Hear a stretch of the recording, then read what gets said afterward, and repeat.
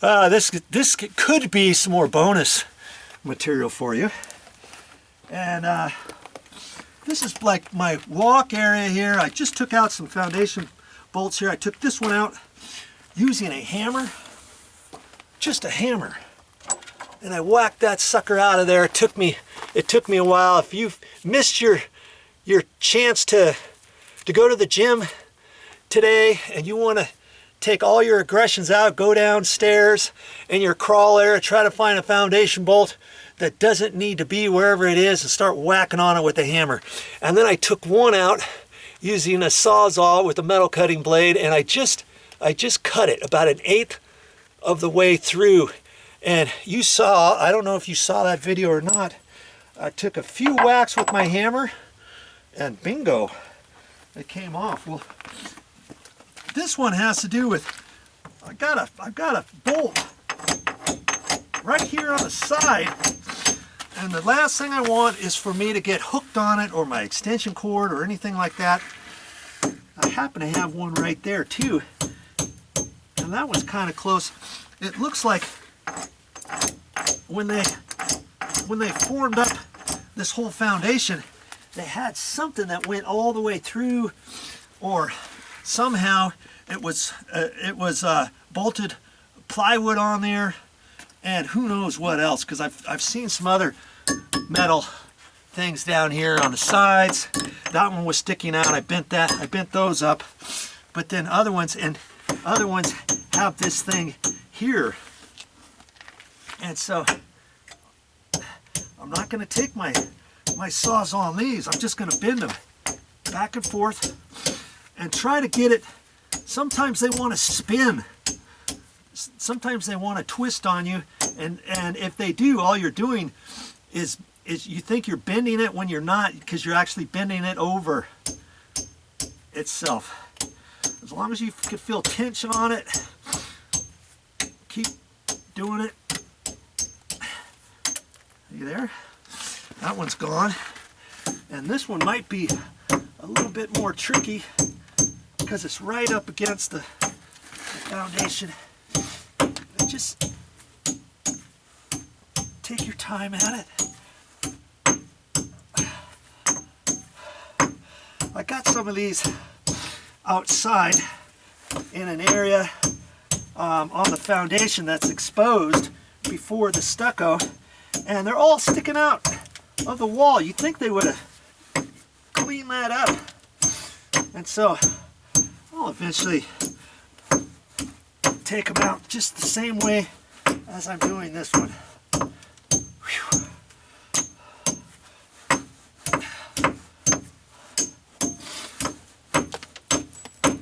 Boy, I thought I ate my Wheaties this morning. Man, my wrist is getting a little sore.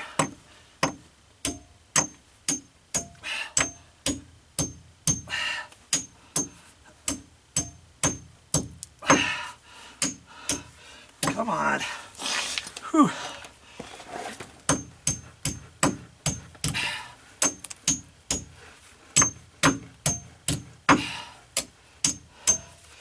This one, like I said, I could have left it,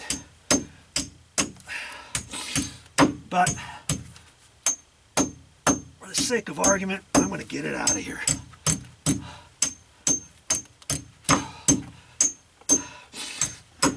There it is. Whew.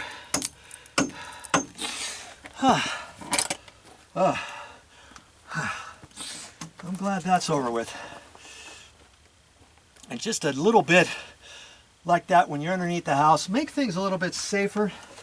I'm glad I took the time to get those out. I also had some pieces of metal here sticking out. I bent those back up out of there. And my main thoroughfares underneath the house, I want to make it a little bit safer, especially the walk areas. I used to have some rocks here, and I've been moving them because, like I say, since I'm going to be doing work down here, I thought I might as well make it a little bit safer where I'm walking and stuff. Here's a nail that somebody had bent over. It's not doing anything. And so I'm just going to get rid of it. I'm using my claw of this and running it sideways. Have you ever done that? Try that next time, especially if you have a wood handle on your hammer, and if it's an older handle, sometimes you pull on there and think, oh, just get it out of there, like that, and you break your handle off. I've done that before, and I didn't like, when I used to do commercial work and residential work, I never liked using fiberglass handles. I just thought they were chintzy and stuff. This is a fiberglass handle, and it happens to be a smooth head. I wouldn't use that for framing or anything. I'd get a waffle head. But anyways, this works just fine for my everyday stuff, and I can bang on it and pry on it and all kinds of stuff without worrying that I'm going to mess up the wood handle. I've got some little gouges in it right in there, and this thing is strong. It didn't really cost me that much either. This thing was like, oh, I don't know, $8 or $9, and a wood handle hammer is a lot more than that. So there's another tip for you. And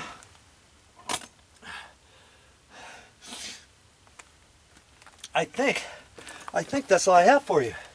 But work smart, work safe, have your goggles on, have your ear plugs in, have your gloves on, have your back support brace on underneath your nail bag, have your knee brace on if you have it, have your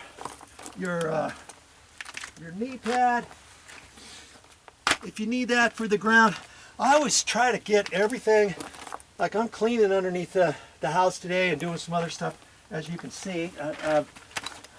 After a little bit, I'm gonna actually take this out too. This is like an old form board that they tried to get out before, and they just ripped it. The inspector should have caught that. But I'm gonna take my Sawzall and cut that out. I might be able to wedge it out underneath there, because it's probably only sticking under there just a little bit. In fact, I'm going to work on that next. I'll make a separate video of that too, probably. But get yourself ready to work. And if you need to, grab your construction light, get your extension cord, get all this stuff that you think you're going to need under the house. Even if it takes you 2 or 3 trips, bring stuff down here and start working on making it safe. Well, that's all I got for this time, but I'll be back with more videos. And what am I going to show next? Well, I'm going to show how to get this 2x6 out of here. This has been here for 19 years. It's an old form board that went through there, and when people do forms, what they're supposed to do is take all the form boards out, take the stakes out. Sometimes I'll see a broken stake somebody didn't jerk out. And this is a no-no. You don't want to leave any wood underneath your house, around your forms, around your concrete foundation.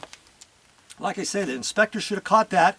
That should have been something he said, hey, I'm not signing off your forms until you get somebody down there to pull that out of there. I want to see it pulled out. Okay? And he might have told the guys. He might have known the contractor or something. He might have trusted the guy, known he's working around town for many years or something, and he said, hey, make sure you get one of your guys to take that out. I'll go ahead and sign it off. I'm not going to check it. I'm going to take your word for it, okay? Yes, sir, we'll get it. And for some reason, a conversation like that might have happened, and then the contractor might have told somebody, and then he didn't go back and check it, and here we are, still there. And the reason why you don't want wood like this is because that's a termite feast of all smorgasbords. It's all that wood. Look at all that. That's an attractor for termites. That's a no-no underneath your house. Okay, so next time I make a video, I'll show you how to get rid of it.